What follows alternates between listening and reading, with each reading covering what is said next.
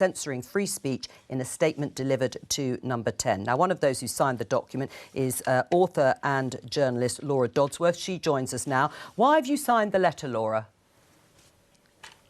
Thanks for having me. Well, everyone who signed the letter is united in the belief in the importance of free speech and concerned about labelling speech misinformation and disinformation, because that has resulted in the censorship of people across professions and it's stifled debate and discussion. There's a worldwide battle against misinformation and hate speech, and in fact states and NGOs are acting in tandem to stifle dissent. Tech companies and governments have coordinated behind the scenes in order to censor people for lawfully held opinions and facts, as we saw with the Twitter files, and also Big Brother Watch's report into the Counter-Disinformation Unit. So we're asking governments to uphold their responsibility to their citizens to have the right to freedom of speech and opinion, according to the Universal Declaration of Human Rights, to tech companies to protect the digital modern public square, and asking people, all of the general public really, to promote an attitude of inquiry and debate and not to stand against a climate of intolerance and censorship. Right, what examples have you got and are you referring to? Sure. Well, I mean, one example last night would be the astonishing speed with which Hamas claimed that IDF bombed a hospital, and the speed with which mainstream media, and including the BBC, reported that as fact.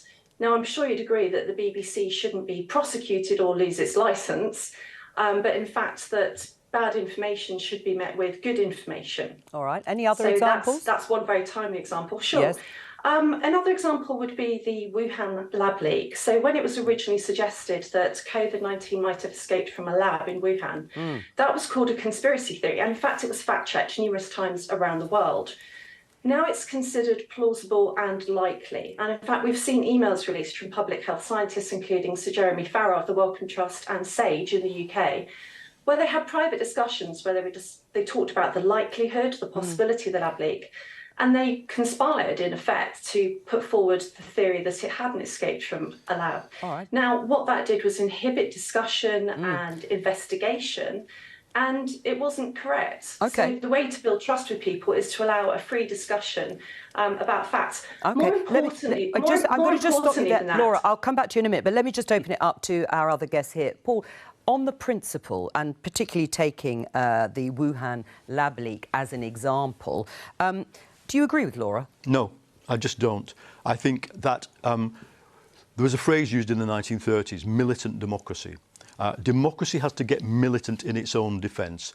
Disinformation is being flooded into our societies to divide them, to make people angry, to almost degrade the quality of democracy. Now, if someone makes a mistake in an innocent way, I think they're usually able to correct themselves and happy to be corrected. If there are entire industrial scale installations pumping out disinformation, society-wide, we have to have a defence against it. Now, what this letter is about the tendency of social media firms to label disinfo. The only reason they're labelling is because they haven't got policies to actually cut it out. Right now, including last night over this terrible tragedy, people on Twitter with blue checks and who monetize, that is, they get money for how many clicks they get, we're coining it in, putting out absolutely false information. I want either Twitter or my government to defend me against that and to defend innocent 16-year-olds who might be watching it on their laptops, who have no idea that this stuff it could be wrong. Right, Laura, what do you say? Let me counter quickly with 5 points. First of all, free speech is important in a democracy, and attacks on free speech historically are precursors to attacks on other forms of liberty. Secondly, who fact-checks the fact-checkers? There's something that's known as the half-life of facts. Sorry, let me just continue with the points I want to make to counter what you said. These are rhetorical questions. I just want to get to the point. There's a half-life of facts and knowledge. It's shortened drastically in modern times. It's important to retain some humility about the evolution of facts. I mean, I think today's censorship is, in effect, the modern equivalent of Galileo's house arrest. Thirdly, fact-checking and censorship often tends to focus in on particular areas that are considered to be of political importance, but they also reflect the political and ideological bias of the fact-checking industry. So we see fact checks about climate change, but we don't see fact checks about the reality denying misinformation that men can get pregnant. Fourthly, the way that censorship works is not transparent. So Twitter is often called the modern public square, but in fact, it's more like a labyrinth. The lights are off and the walls are moving. If your visibility is filtered, i.e. your post or your account is not seen by as many people as it should be because it's been artificially manipulated by algorithms or moderators. Quickly with the fifth, because we've got to get to everyone else. Basically, the best way to deal with misinformation is with more information, but also inoculating people about the techniques. Okay. I've just written a book about this, Free Your Mind. You can teach people to stop nudges propaganda. Here we are. All right, Laura, it's all very interesting. I don't counter every single one before I move, but just generally your response. Yeah.